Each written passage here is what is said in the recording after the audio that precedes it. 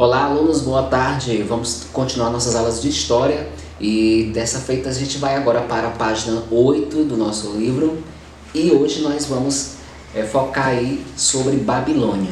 Muito bem, olha só, é muito importante que você primeiramente faça a leitura das páginas 8, da página 9 e também da página 10 e a partir dessa leitura você volta para esse vídeo, ok? Então, vou fazer uma explicação daquilo que você já leu nessas páginas 8, 9, 10 e a gente vai então aqui resumir um pouquinho, explicando de forma mais detalhada também, com mais simplicidade aquilo que você já leu aí. A Babilônia. Então, os amonitas, eles ocupavam as cidades-estado da Babilônia. Cidade-estado você já aprendeu na aula passada, em que havia as aldeias, quando elas cresciam, e aí formavam as cidades, chamadas cidades-estado. Então, os amonitas ocupavam a cidade-estado da Babilônia e por isso que foi fundado o primeiro Império Babilônico.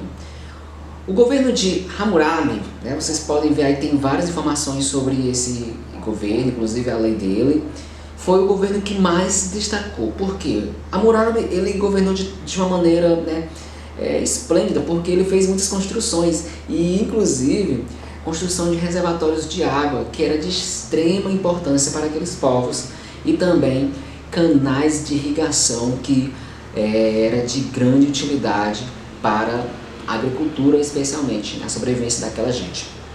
E este governo, ele criou o Código de Hammurabi.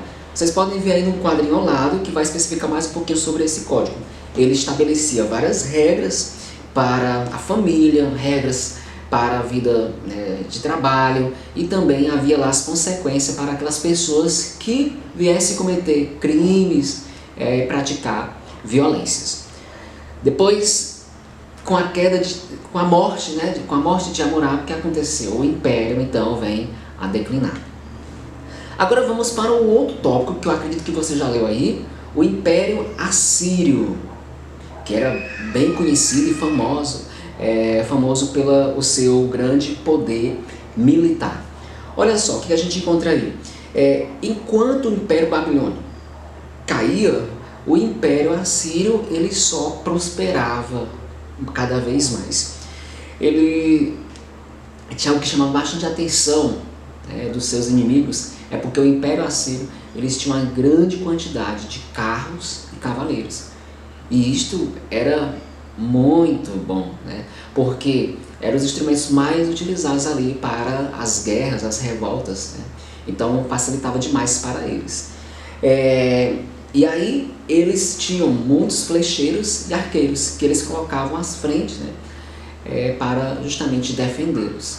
Então tinha muitos homens bem treinados aí no arco e na flecha para defendê-los.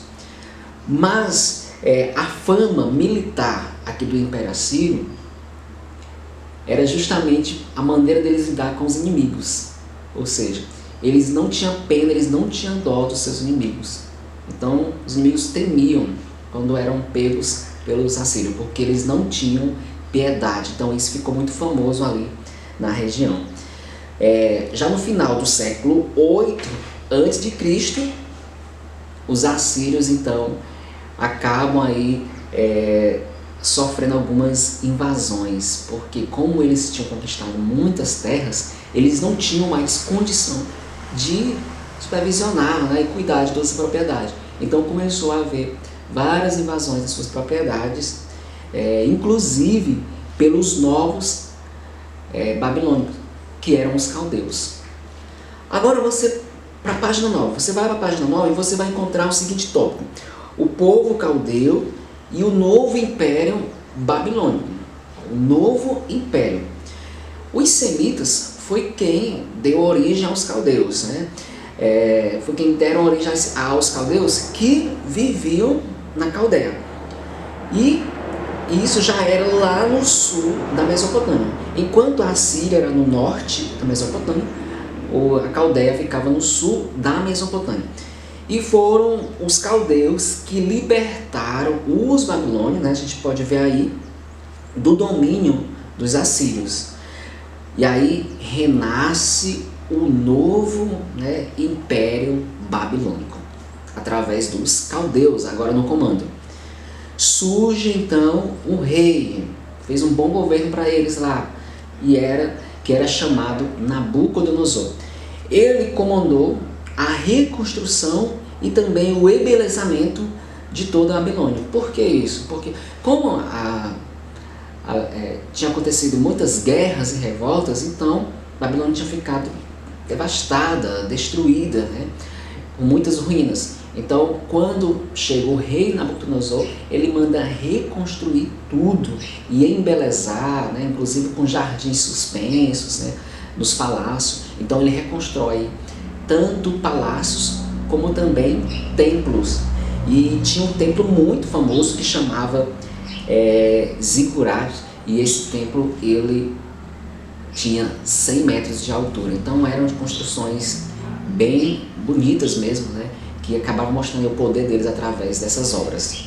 O comércio cresceu bastante, inclusive a cidade passou a ser rota para a parte do Oriente, inclusive rota para aqueles que desejavam ali comercializar com a China. Então tinha que passar por lá, então isso acabou levando o comércio a fluir cada vez mais ali naquela cidade.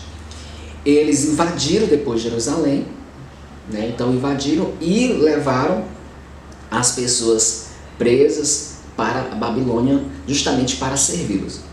O rei Nabucodonosor morreu e aí começou a haver disputa para saber quem iria suceder esse rei. E aí, com essas disputas de quem seria o rei, o império acabou ruindo, né, enfraquecendo cada vez mais. Agora nós vamos para a página 10. Na página 10 você já leu sobre a economia na Mesopotâmia. Então eu vou só explicar um pouquinho mais sobre isto. Como funcionava a economia na Mesopotâmia. Ela era baseada especialmente na agricultura. E aí eles plantavam lá o linho, a lentilha, né, que é bem conhecida por nós também, gostosa, gergelim. Então, para quem gosta muito, ia se dar muito bem lá, porque eles plantavam bastante lentilha, o linho, o gergelim e também hortaliças e legumes faziam parte aí dessa agricultura.